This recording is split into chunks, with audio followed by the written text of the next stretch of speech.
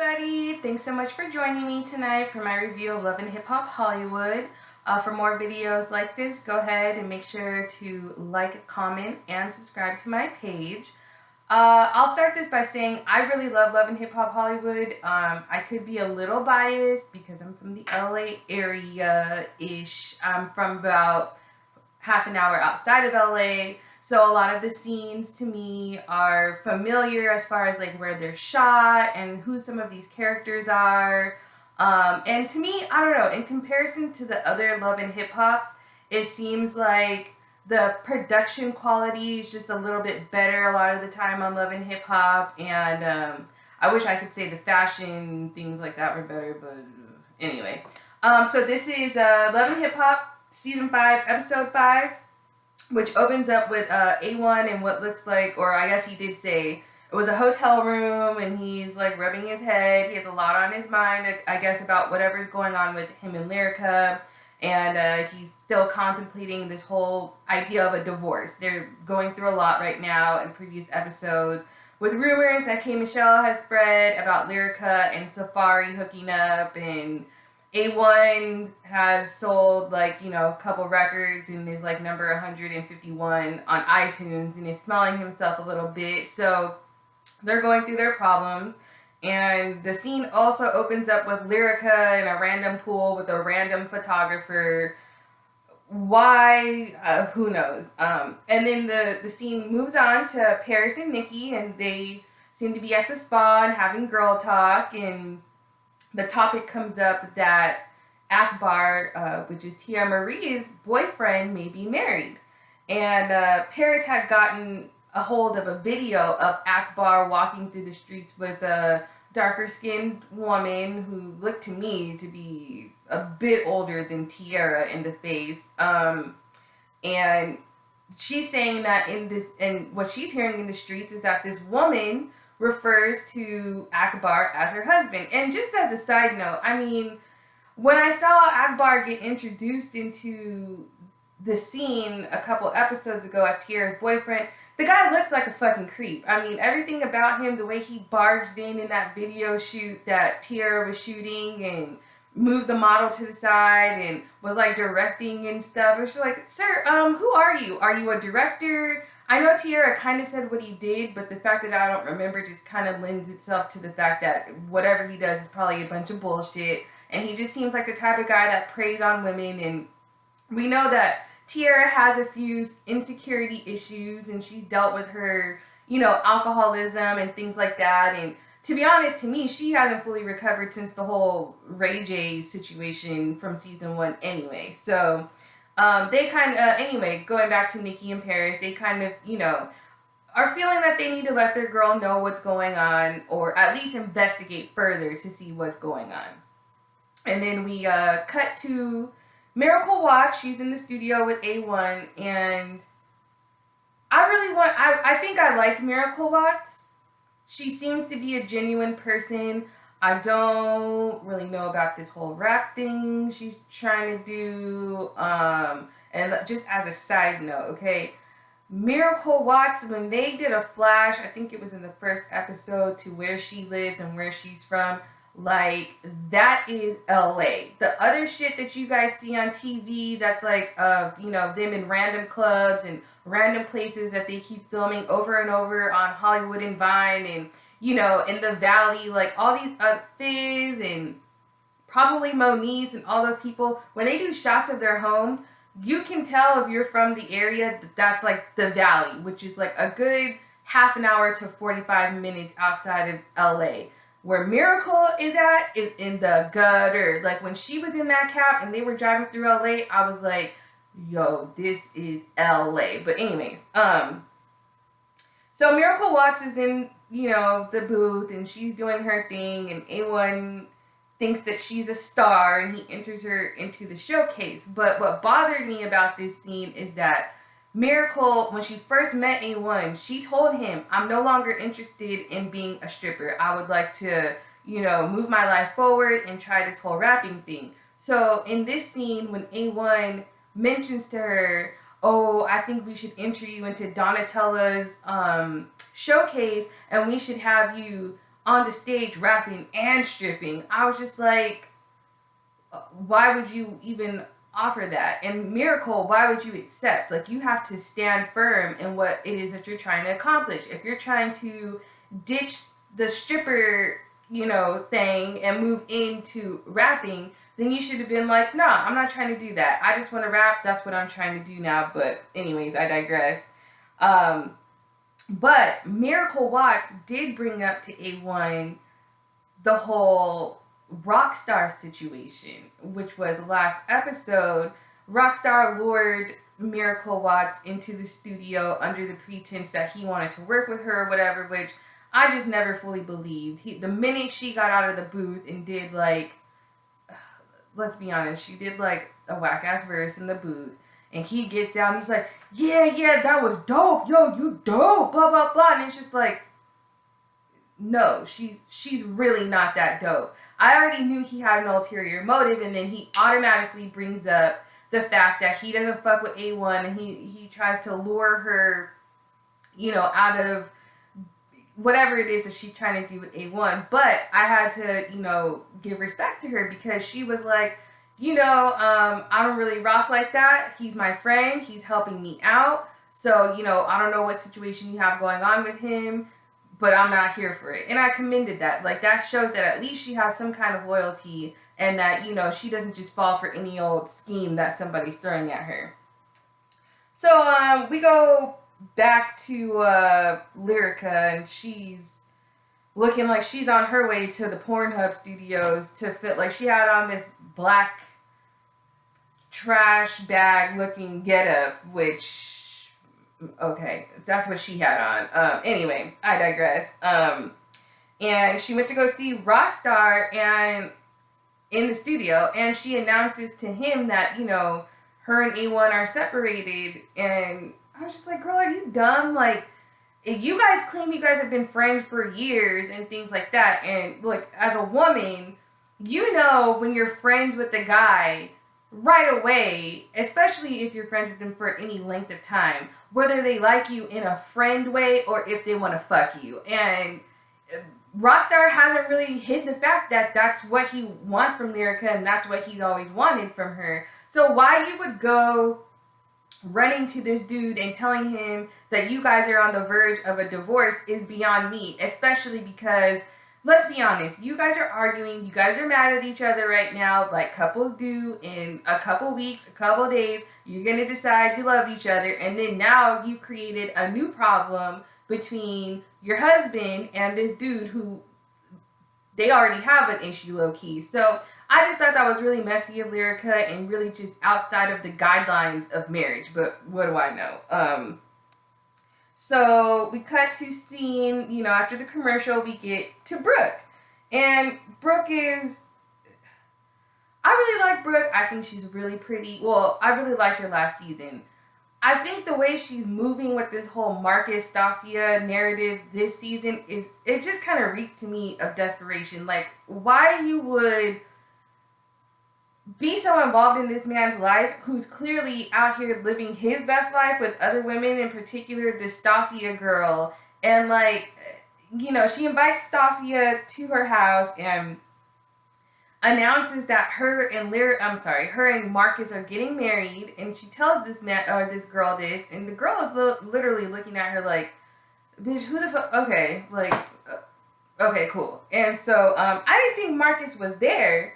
But he was there. But right before Marcus makes his way out, Stasia drops the bomb on Brooke, saying, well, I might be pregnant. Brooke didn't really seem to care too much. In fact, she made fun of the girl. And I don't know, Stasia looks like she could be a smooth 19, maybe 22 at the latest. And Marcus looks like he might be, I don't know, like maybe 34. I could be wrong. So to me, he just looks gross. Like, you just come off as gross. And Brooke, like, I just feel like she's so much better than that. I mean, although we haven't heard any new music from her since Girl Fight, and I'm sure she had other songs or singles, but I'm not aware of any of them. I just feel like she doesn't, like, Marcus isn't that cute. Like, he's decent looking, I guess, but I don't know, like, I don't know. I just don't think he's worth all the trouble she's going to and all how dumb she makes herself look for him, but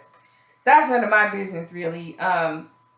So Marcus walks in, and Brooke just continues to throw all kinds of shade at this girl, and Stasia is not really reacting because it seemed like to me she was waiting for Marcus to stand up for her.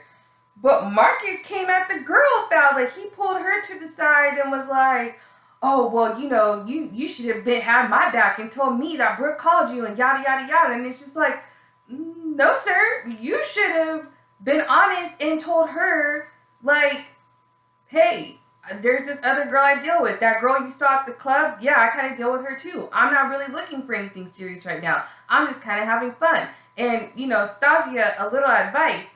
How that nigga reacted to you saying you might be pregnant said a mouthful. I mean, I don't think that scene was fake whatsoever. He was visibly shook, and to me, treated her like some bitch off the street. And that's what bothers me about men like him is you can lay it low and spread it wide and, fuck anybody you want without any kind of protection. And then when the bitch gets pregnant, all of a sudden it's, "Oh my God, how did this happen? What do you mean?" What do you mean? It's not a woman's responsibility to put a condom on your dick. I mean, yeah, she could ask, but if she doesn't and you're not trying to have kids or worse over, die from a venereal disease, I would suggest that you start strapping up and stop fucking these girls raw. But anyway, in a nutshell, in my opinion, they're all fucking crazy. The three of them should just join forces and be together because it's just stupid. The whole fucking thing is stupid. And Brooke, how she's approaching it is just making her look dumb and loony. And not loony in like, "Oh, girl, you so crazy" kind of way. You look fucking crazy. But anyway. So, they cut to a scene with A1 performing. And LaBrittany, she looks familiar to me. I can't put my finger on where I recognize her from.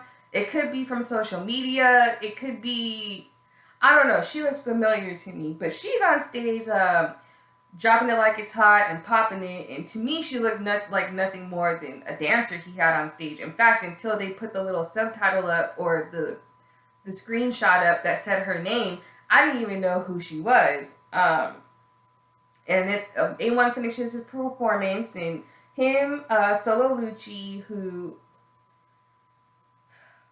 Lucci, like, I have a love-hate relationship with him. I think that he's funny. I think his character is, funny or whatever, but I do think he's stupid.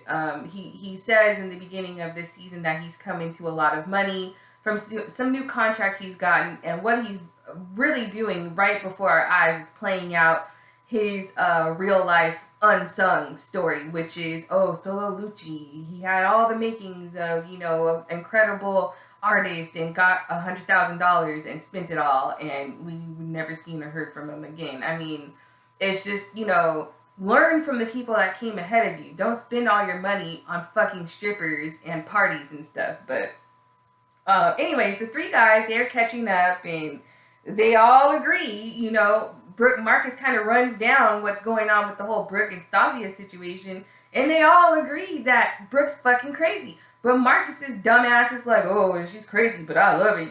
She's turning me on, whatever." So, if stalker vibes and crazy vibes is your whole thing, Marcus, then I guess live and let live. I don't know, but he likes it. So, okay.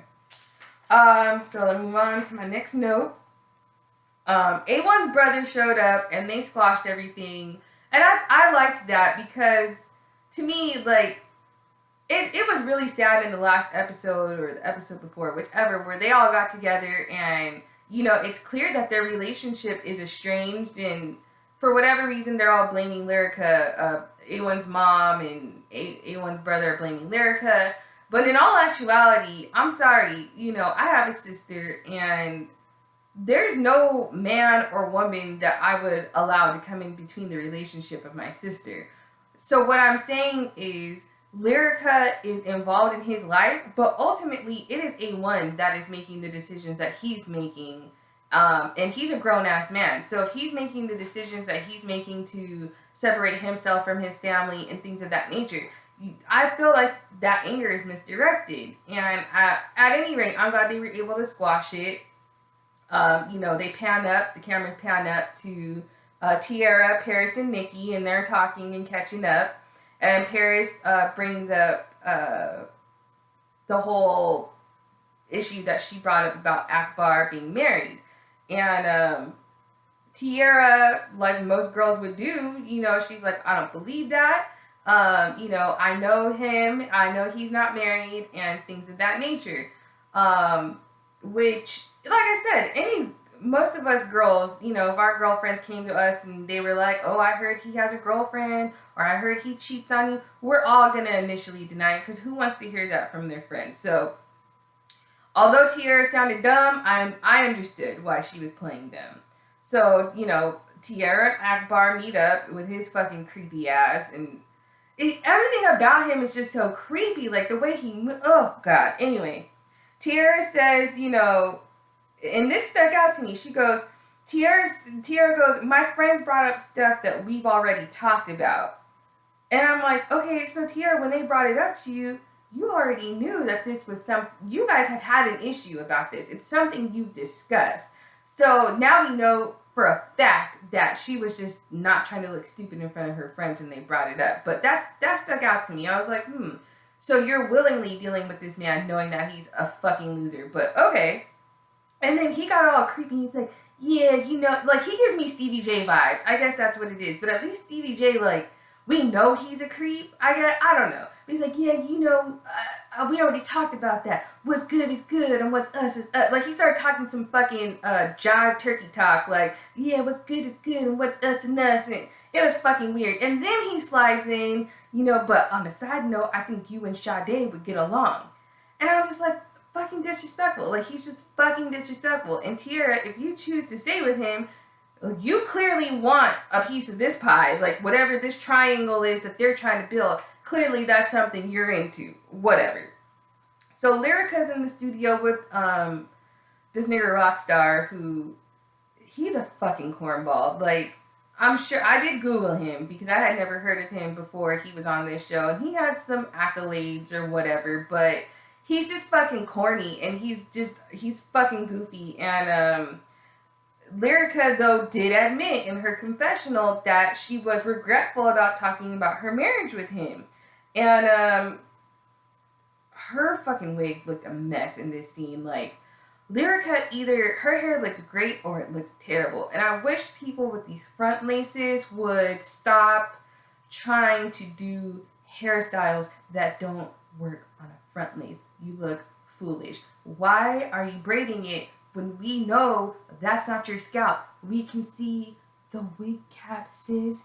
You look nuts. Anyway, so as Lyrica's telling, Rockstar, or she's saying anyways, I can't remember if she told him directly or if it was in her confessional, she's saying that she regrets, telling him so many things about her relationship because it was just dumb. Like I said, it's not over yet. You guys are fighting, but you're running all over LA telling everybody you guys are having problems. And just as a side note, the minute you do that, if there are bitches that want A1, you have just opened the floodgates for them to come holler at him. You have now opened the floodgates for niggas that have been trying to fuck you to come get at you because now they think you're vulnerable and you're willing to fuck. Example A is this nigga Rockstar. So he ends up showing Lyrica a video of A1, quote unquote, living his best life, which was a video of him on stage with that La Britney girl dancing. And I, for the life of me, cannot understand why Lyrica got so upset about this, because the girl, from what I saw, now maybe there was more in the video that they didn't show on TV, but from what I saw, the girl's not twerking on him. She's literally like 100 feet away from him on the stage. She's on the ground popping her ass. I'm sure she got paid to do the gig. I'm sure she wasn't doing it as like, oh, that's my nigga, payment. So I'm not really sure why Lyrica got so upset. But playing devil's advocate, I do realize that when us females are upset at our boyfriends or at our husbands or whatever, things can get blown out of proportion and taken out of context. So, you know, the logical side of my brain is saying, Lyrica, you look dumb. You know, you're in this business. You should know, and for the most part, trust your husband that this girl is simply up there dancing. But the female in me is like, I get it. I would be mad too. So, you know, whatever. We cut back to Stasio and Marcus, and I don't even really want to talk about this, but they're at some dirty clinic in downtown LA. And side note, the doctor that came in and gave her these test results, she ain't nobody's doctor. Mama had a fucking, like, cellophane, like a purple cellophane on her hair. When's the last time you went to the free clinic and had a doctor with a purple cellophane on her hair? But I don't know. I think the whole scene was fake. That's how it came across to me. It came across like a fake scene. So obviously Stasia's not pregnant. They walk out, and Crazy Brooke in her aluminum foil jacket walks up with a fake little septum piercing, and it's raining, so she has an umbrella, and she's still talking mess to this little girl. And I keep saying little girl because I'm telling you, she cannot be any older than 22. At most, I bet you she's 22. And then, you know, she proceeds to throw condoms at the girl, and it's like, if this scene is real, don't you think she's already embarrassed? She's at a free clinic with cameras around her in downtown LA, like any downtown metropolitan area, is very populated. So, like, I just don't understand what Brooke is getting out of trolling this girl when the issue is with the nigga that you're trying to marry. But, you know, that would just make too much sense. So, in the middle of, you know, Brooke talking her shit, Stasia literally yanks Marcus to the side. And as she does that, Brooke yells, "Break up with him before he breaks up with you." And I'm just like,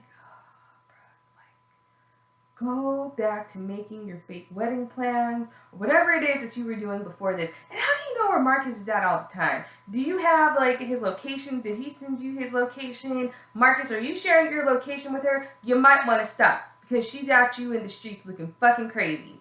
And then, you know, Stasia leaves the scene or whatever, and Brooke, you know, with her crazy ass, it's like, oh, I have something planned for us. And she starts grabbing on the man's junk and stuff. I was just like, this is too much. Nobody asked to see any of that. That's fucking nasty. So, we cut to the Britney on a filthy rooftop, and she's singing her song, and her voice is interesting, I guess that's what I'll call it. It's interesting. To say the least. I'd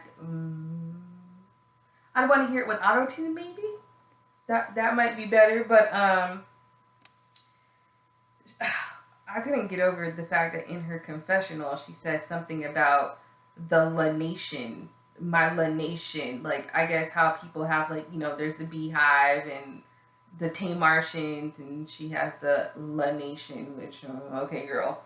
But she's with Jay Will, and I was excited to see that because I've been following Jay Will on Instagram for a couple of years now. I know him from his character Candy, which years ago he made a really hilarious video about Candy at Popeye's Chicken. You should look it up on YouTube if you ever get a chance. But he's a really funny character, and I had always heard in the streets that he was, you know, bisexual, and he's just really funny to me. So I've always liked Jay Will. I've been following him for a long time. So I was excited to see him on the scene.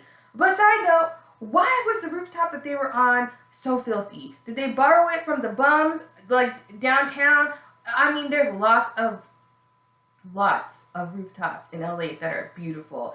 We know Love and Hip Hop loves to film a scene at a restaurant. They could have gone to any of the nice rooftop restaurants in LA, or even one of the fancier swanker, like, condos that the building. Just, if you have a chance, go back and look at that fucking rooftop. It was disgusting, and they were up there like it's the new thing to do. Anyway, so Jay Will, he's a feature on her song, and he makes that, you know, they discuss La Britney's performance with A1, and Jay Will again brings up, so you were twerking on a married man's stage. So fucking what? She was getting paid, I'm assuming, she was getting paid to do it. She was this far away from him.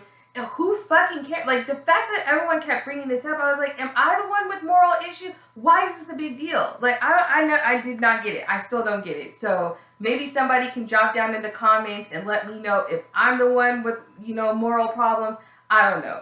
But, Jay Will ends up telling Lil Britney that, he found out last episode that Lyrica is going to be at Donatella's showcase, and he, kind of tells her, make sure your wig is glued on tight and be ready for anything because, Lyrica's territorial about her man, even though she's not really fucking with him right now. So now we see Nicki and Paris, they get together, and they come up with a little plan that they're going to contact Akbar's wife under the guise that they want to invest in her clothing line, which, if I was this lady, I'd be suspicious because I'm sure she knows that she's not a big deal. Everybody and their fucking mom in LA has a clothing line, a t-shirt line, a hat line, fucking underwear line, bikini line. Lines in LA are the thing. Like, everybody has a fucking clothing line.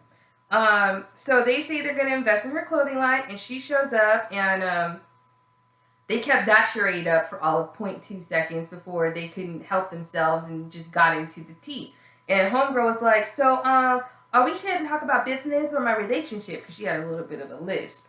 And, they asked her, is you married to Akbar or not? And she was like, I mean, Akbar is my he is my actual husband. We have multiple homes together in here, Atlanta, and elsewhere.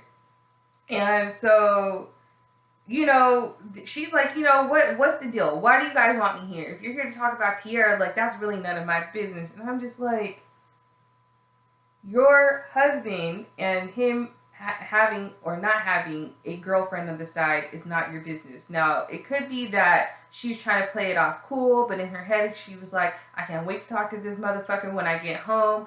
Or it could be that, like, there's some freaks and they, like, I'm not judging. Like, there's people in LA that are into some weird shit. But it could be that they have, like, one of those open relationships, which the two girls, Nicki and Paris, did bring up, and she got really defensive about. So maybe they have an open relationship. Maybe they have a don't ask, don't tell policy where, like, she doesn't ask Akbar what the fuck he's doing, and he doesn't tell. Who knows? Maybe it's his dream to have, like, a situation where he has two women. He's disgusting. To me, I could see him doing something like that.